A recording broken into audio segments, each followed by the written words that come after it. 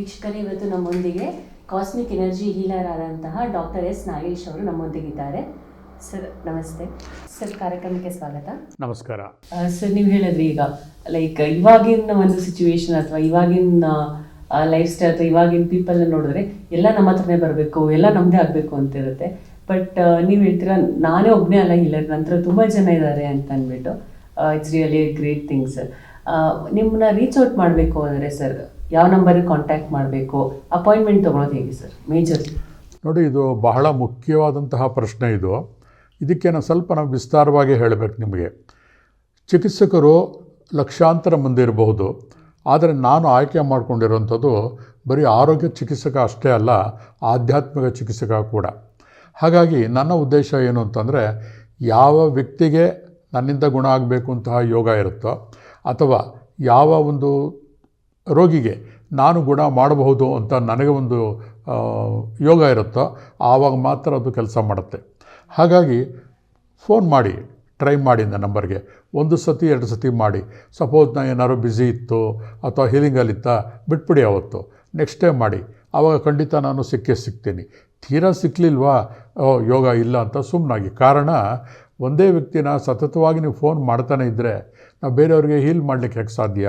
ಅಷ್ಟೇ ಅಲ್ಲ, ಈ ವಿದ್ಯೆ ನಾನು ಒಂದು 10 ಜನನ ಇಟ್ಕೊಂಡು ಮಾಡೋವಂಥದ್ದಲ್ಲ. ಯಾವುದೋ ಒಂದು ಇಂಡಸ್ಟ್ರಿ ಆದರೆ ನಮ್ಮ ಕೈ ಕೆಳಗೆ ಒಂದು 10 ಜನ ಮ್ಯಾನೇಜರ್ನ ಇಟ್ಕೊಂಡ್ಬಿಟ್ಟು ನಾವು ಮಾಡೋ ಫ್ರಾಂಚೈಸ್ ವರ್ಕನ್ನು ನೀವು ಮಾಡು ಅಂತ ಹೇಳ್ಬೋದು. ಆದರೆ ಆಧ್ಯಾತ್ಮಿಕವಾಗಿ ನನಗೆ ನಮ್ಮ ಗುರುಗಳಿಂದ ಬಂದಿರೋಂಥ ಸಂದೇಶ ಏನಿರುತ್ತಲ್ಲ, ಅದರ ಮುಖಾಂತರ ನಾನು ನಡ್ಕೋತಾ ಇರ್ತೀನಿ. ಹಾಗಾಗಿ ನನ್ನ ಇದರಲ್ಲಿ 100ಕ್ಕೆ 99.9 ರಿಸಲ್ಟ್ಗಳು ಬರ್ತಾ ಇವೆ. ಹಾಗಾಗಿ ಯಾರನ್ನೂ ಕೂಡ ನಾನು ಬಂದವ್ರನ್ನ ಬರೀ ಕೈಯಲ್ಲಿ ಕಳಿಸೋಕ್ಕೆ ಇಷ್ಟಪಡೋದಿಲ್ಲ. ಒಂದಲ್ಲ ಒಂದು ವಿದ್ಯೆಗಳಲ್ಲಿ ಇವತ್ತಿಗೆ ಆ್ಯಸ್ ಆನ್ ರೆಕಾರ್ಡ್ 42 ಆಲ್ಟರ್ನೇಟಿವ್ ಥೆರಪಿಗಳಲ್ಲಿ ನಾನು ಪ್ರಾಕ್ಟೀಸ್ ಮಾಡ್ತಾಯಿದ್ದೀನಿ. ಹಾಗಾಗಿ ಯಾವುದೇ ಒಂದು ಮಾರ್ಗದಲ್ಲಾಗಲಿ ನನಗೆ ಬಂದಂತಹ ಒಂದು ವ್ಯಕ್ತಿಯನ್ನು ದೇವರು ಅಂತ ಭಾವಿಸಿ, ದೇವರೇ ಕಳಿಸ್ಕೊಟ್ಟಿದ್ದಾರೆ ಅನ್ನೋ ಒಂದು ಆಧ್ಯಾತ್ಮಿಕ ನಂಬಿಕೆಯಿಂದ ನಾನು ಟ್ರೀಟ್ ಮಾಡ್ತಾ ಇರೋದ್ರಿಂದ ದಯವಿಟ್ಟು ಇದಕ್ಕೆ ನೀವು ಸಹಕರಿಸಲೇಬೇಕು. ಓಕೆ, ವೀಕ್ಷಕರಲ್ಲಿ ಇದು ಹೇಳಬೇಕು, ಅವರು ಕಾಲ್ ರಿಸೀವ್ ಮಾಡಿದಲ್ಲ ಅಂತ ಹೇಳಿದ್ರೆ ಅವರು ಇನ್ ಬಿಟ್ವೀನ್ ಆಫ್ ಹೀಲಿಂಗ್ ಇರ್ತಾರೆ. ಸೊ 1 ಸರಿ ಮಾಡಿ, 2 ಸರಿ ಮಾಡಿ, ಸಿಗದೇ ಇದ್ದಾಗ ಮತ್ತೆ ಸಂಜೆನೋ ಅಥವಾ ನಾಳೆ ಮುಂದಿನ ದಿನ ಮಾಡಿ. ಸೊ ಅವ್ರಿಗೂ ಹೀಲಿಂಗ್ ಮಾಡೋದಕ್ಕೆ ಹೆಲ್ಪ್ ಆಗುತ್ತೆ. Thank you sir. ಸರ್, ಮತ್ತು ನೀವು ಈ ಆಧ್ಯಾತ್ಮ ಅಂತ ಒಂದು ಬಂತಲ್ಲ, ಸೊ ಆಧ್ಯಾತ್ಮ ಅಂತಂದರೆ ಅದು ಯಾವ ಥರ ಹೀಲಿಂಗ್ ಸರ್? ಹೇಗೆ ಬೇಕಾಗುತ್ತೆ ನೋಡಿ, ಒಬ್ಬ ಮನುಷ್ಯನಿಗೆ ಆರೋಗ್ಯ ಚೆನ್ನಾಗಿದೆ ಅಂತಂದರೆ ವರ್ಲ್ಡ್ ಹೆಲ್ತ್ ಆರ್ಗನೈಸೇಷನಲ್ಲಿ ಕೂಡ ಏನು ಹೇಳುತ್ತೆ ಅಂತಂದರೆ, ಅವನು ಎಲ್ಲ ರೀತಿಯಲ್ಲೂ ಮಾನಸಿಕವಾಗಿ ಎಲ್ಲ ಚೆನ್ನಾಗಿದ್ಬಿಟ್ರೆ ಸಾಕು. ಅವನು ದುಡ್ಡು ಕಾಸು ಚೆನ್ನಾಗಿರಬೇಕು, ಒಳ್ಳೆಯ ಗಂಡ ಅಥವಾ ಒಳ್ಳೆಯ ಹೆಂಡತಿ, ಮಕ್ಕಳು, ಮನೆ, ಮಠ ಎಲ್ಲವೂ ಇದ್ಬಿಟ್ರೆ ಆರೋಗ್ಯನೂ ಚೆನ್ನಾಗಿರುತ್ತೆ ಅಂತ ಎಲ್ಲರೂ ನಂಬಿದ್ದಾರೆ. ಆದರೆ ನಿಜವಾದ ಒಂದು ಅರ್ಥವೇ ಬೇರೆ. ಎಲ್ಲವನ್ನೂ ಹೊಂದಿರುವಂತಹ ವ್ಯಕ್ತಿ ಕೂಡ ಅವನ್ನ ನಾವು ಇಂಟರ್ವ್ಯೂ ಮಾಡಿದ್ರೆ, ಅಯ್ಯೋ ಲೈಫಲ್ಲಿ ಏನೋ ಬೇಜಾರು ಅಂತ ಹೇಳ್ತಿರ್ತಾನೆ. ಹಾಗಾದ್ರೆ ಅವನ್ನ ಬೇಜಾರು ಹೋಗ್ಸೋಕ್ಕೆ ಏನು ಮಾಡಬೇಕು? ಅದಕ್ಕೆ ಆಧ್ಯಾತ್ಮಿಕದ ಮೊರೆ ಹೊರಬೇಕು. ಆಧ್ಯಾತ್ಮ ಅಂದರೆ ನಮ್ಮ ಆತ್ಮದ ಆದಿ. ನಾವು ಇಲ್ಲಿಂದ ಬಂದಿದ್ದೀವಿ, ಯಾತಕ್ಕೋಸ್ಕರ ಬಂದಿದ್ದೀವಿ, ನಾವೆಲ್ಲ ಮರೆತುಬಿಟ್ಟಿರ್ತೀವಿ. ಈಗಿನ ಕಲಿಯುಗದಲ್ಲಿ ಹೊರಗಿನ ಪ್ರಾಪಂಚಿಕ ಸುಖದ ಒಂದು ಅಮಲಿನಲ್ಲಿ ನಾವಿರ್ತೀವಿ. ಹಾಗಾಗಿ ನಾವು ಮೂಲವನ್ನೇ ಮರೆತು ನಾವು ಜೀವನ ನಡೆಸ್ತಾ ಹೋಗ್ತಿರ್ತೀವಿ. ಅದೇ ನಮ್ಮ ಎಲ್ಲ ದುಃಖಗಳಿಗೆ ಮೂಲ ಕಾರಣ. ಇವತ್ತು ಸಪೋಸ್ ನನಗೇನೋ ಒಂದು ದೊಡ್ಡ ಕಾಯಿಲೆ ಬಂದ ತಕ್ಷಣ ನಾವೇನು ಮಾಡ್ತೀವಿ? ಇಲ್ಲ ಊಟ ಸರಿ ಇಲ್ಲ, ಎನ್ವಿರಾನ್ಮೆಂಟ್ ಸರಿ ಇಲ್ಲ, ಬರೀ ಸುತ್ತಲಿನ ಒಂದು ಪ್ರಕೃತಿಯ ಅಸಮತೋಲನವನ್ನೇ ನಾವು ಮಾತಾಡ್ತಾ ಇರ್ತೀವಿ. ನಿಜವಾಗಿ ನೋಡಿದ್ರೆ ನಮ್ಮ ಮನಸ್ಸಿನಲ್ಲೇ ಈರ್ಷೆ, ಕೋಪ, ದುಃಖ, ಅಶಾಂತಿಗಳು ತುಂಬಿ ತುಳ್ಕಾಡ್ತಿರುತ್ತೆ. ಅದನ್ನು ಮರೆತು ಬಿಟ್ಟಿರ್ತೀವಿ. ಅದನ್ನು ಶಮನ ಮಾಡಬೇಕಾದ್ರೆ ಆಧ್ಯಾತ್ಮಿಕತೆ ಒಂದೇ ದಾರಿ. ಆಧ್ಯಾತ್ಮ ಅಂದ ತಕ್ಷಣವೇ ಬರೀ ದೇವರು ದಿಂಡ್ರು ಅಂತಲ್ಲ, ಆ ವಿಶ್ವಶಕ್ತಿ, ಆ ಒಂದು ಯೂನಿವರ್ಸಲ್ ಫೋರ್ಸ್ ಇದೆಯಲ್ಲ, ನಮ್ಮನ್ನೆಲ್ಲ ಮೀರಿರುವಂತಹ ಒಂದು ಶಕ್ತಿ ಮೇಲಿದೆ ಅಂತ ಒಂದು ನಂಬಿದಾಗ ನಾವು ಯಾವುದೇ ಫೀಲ್ಡ್ಗೆ ಹೋಗಲಿ, ಯಾವುದೇ ಆರೋಗ್ಯದ ಸಮಸ್ಯೆ ಇರಲಿ, ಬಹಳ ಸುಲಭವಾಗಿ ಅದನ್ನು ಕಡಿಮೆನೂ ಮಾಡ್ಕೋಬೋದು. ಅದರ ಎಫೆಕ್ಟನ್ನು ಕೂಡ ನಾವು ಕಡಿಮೆ ಮಾಡಿಕೊಂಡು ಜೀವನದಲ್ಲಿ ಸತತವಾಗಿ ಶಾಂತಿಯಾಗಿರ್ಬೋದು.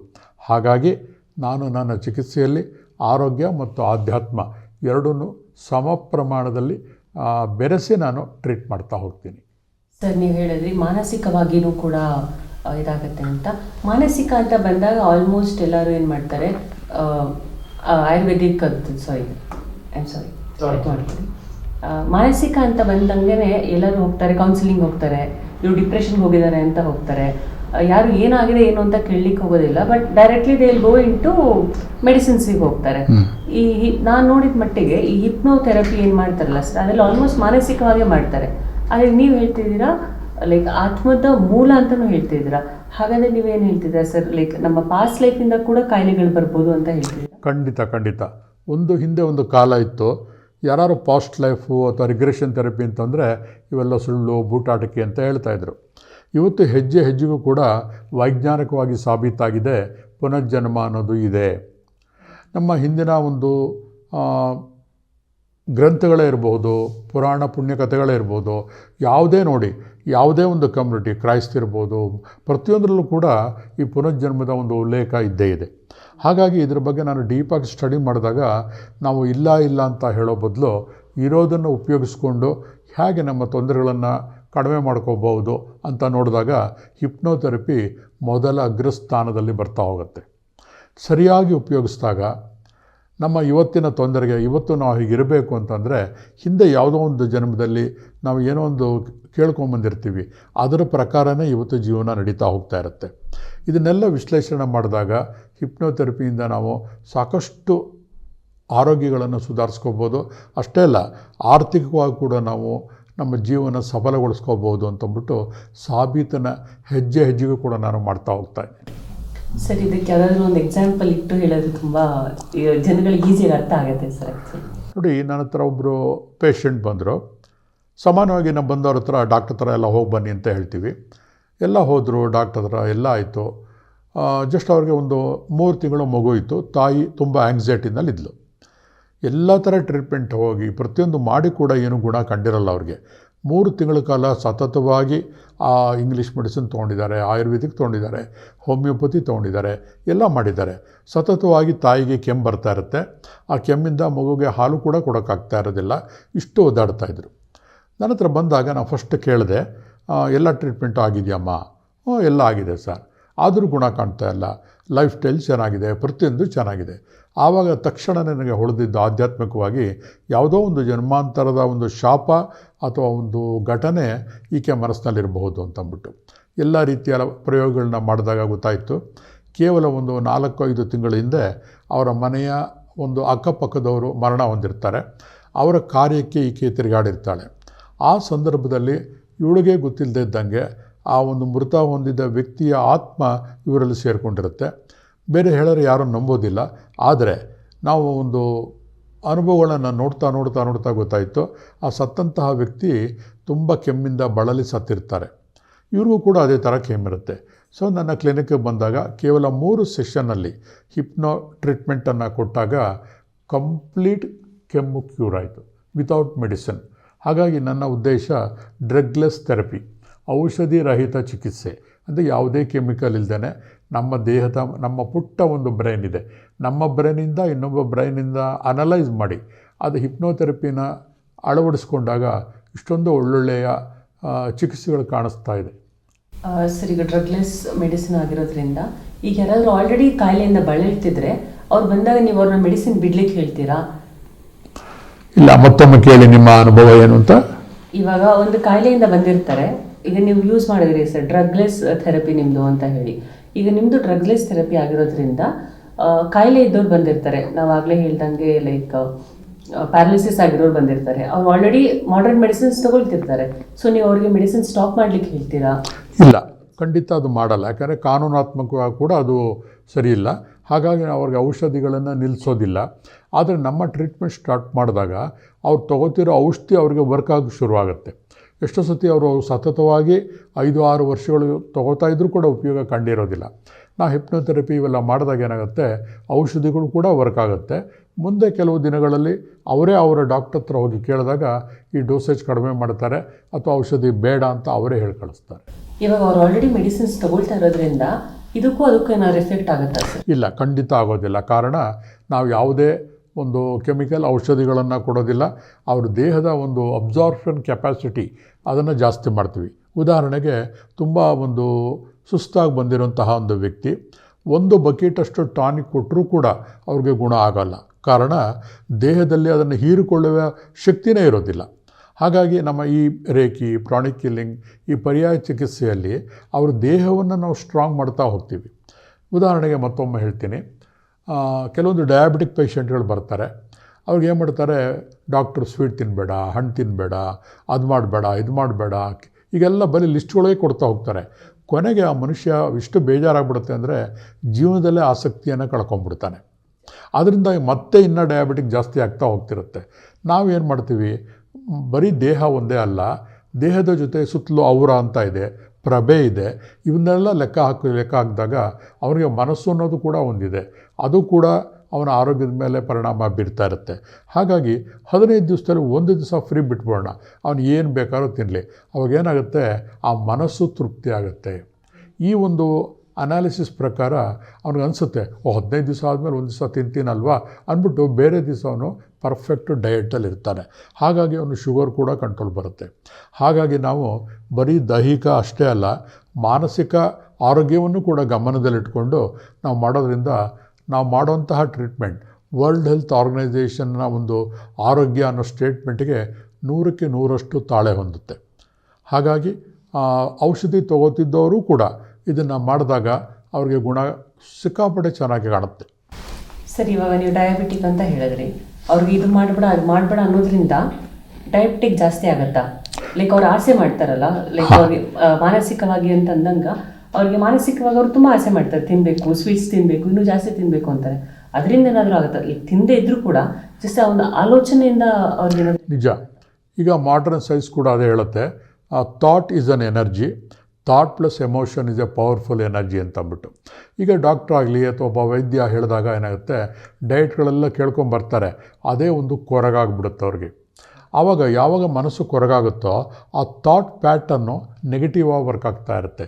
ನಾನು ಹೇಳಿದೆ ನಿಮಗೆ, ಥಾಟ್ ಈಸ್ ಅನ್ ಎನರ್ಜಿ. ನಾವು ಏನು ಆಲೋಚನೆ ಮಾಡ್ತೀವಿ ಅದು ಒಂದು ದಿವ್ಯ ಶಕ್ತಿ ಅಂತ. ಆ ಶಕ್ತಿಗೆ ಹೊಡೆತ ಬಿದ್ದಾಗ ಏನಾಗುತ್ತೆ, ಇನ್ನೂ ಕುಗ್ಗು ಹೋಗ್ಬಿಡ್ತಾನೆ ಮನುಷ್ಯ.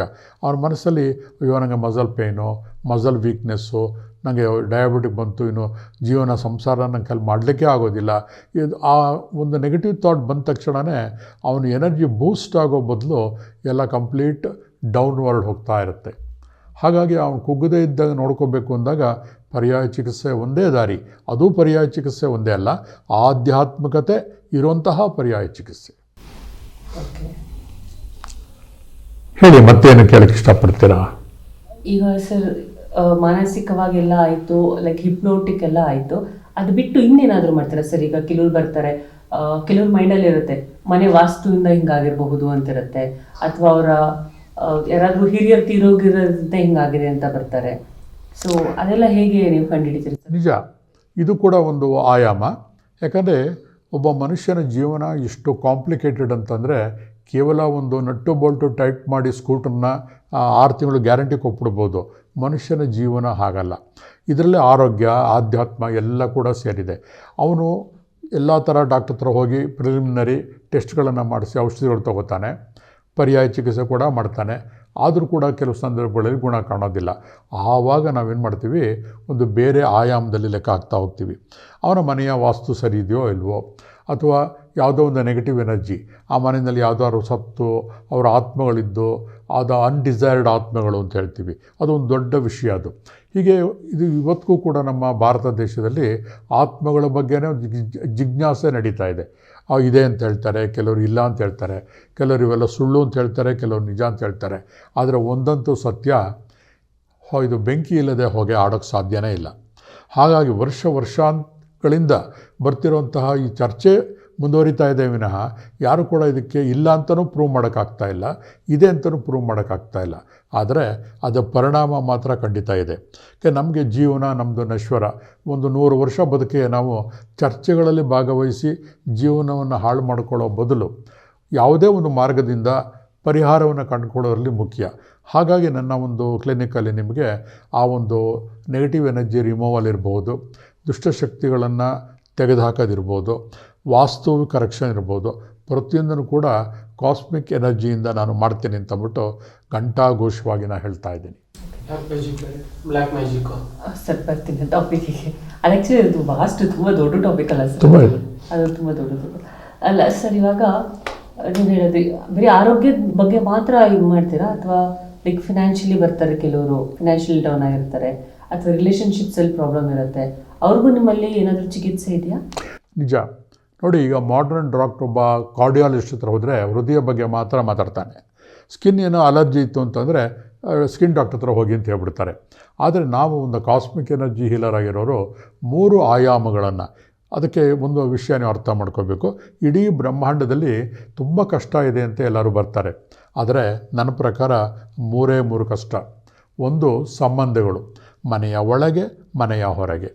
2ನೇದು ದುಡ್ಡು ಕಾಸು, ಕೆಲಸ ಕಾರ್ಯಗಳು ದುಡ್ಡಿಗೆ ಸಂಬಂಧಪಟ್ಟವು. 3ನೇದು ಆರೋಗ್ಯ, ದೈಹಿಕ ಮತ್ತು ಮಾನಸಿಕ. ಈ 3 ಬಿಟ್ಟರೆ ಬೇರೆ ಇನ್ಯಾವುದೂ ಬ್ರಹ್ಮಾಂಡದಲ್ಲೇ ಇಲ್ಲ. ಆ 3ನ್ನು ಕೂಡ ನನ್ನ ಕ್ಲಿನಿಕ್ನಲ್ಲಿ ಅದನ್ನು ನಾನು ಹ್ಯಾಂಡಲ್ ಮಾಡ್ತೀನಿ. ಆ ಒಂದು ಹಿಮಾಲಯನ್ ಗುರುಗಳ ಒಂದು ಆಶೀರ್ವಾದದಿಂದ ಖಂಡಿತ ಅದಕ್ಕೆ ನಾನು ಒಂದು ಪರಿಹಾರವನ್ನು ಕೊಡ್ತಾ ಹೋಗ್ತೀನಿ. ಪ್ರತಿಯೊಂದಕ್ಕೂ ಕೂಡ, ಪ್ರತಿಯೊಂದು ವ್ಯಕ್ತಿಗೂ ಕೂಡ ನಿರ್ದಿಷ್ಟವಾದಂತಹ ಒಂದು ವೈಬ್ರೇಷನ್ ಇದೆ ಅಂತ ಆವಲ್ಲ ಹೇಳಿದೆ. ಅದನ್ನು ನೋಡಿಕೊಂಡು ಸರಿ ಮಾಡಿದಾಗ ಇಡೀ ಬ್ರಹ್ಮಾಂಡವನ್ನೇ ನಾವು ನಮ್ಮ ಹಿಡಿತದಲ್ಲಿ ತೊಗೋಬಹುದು.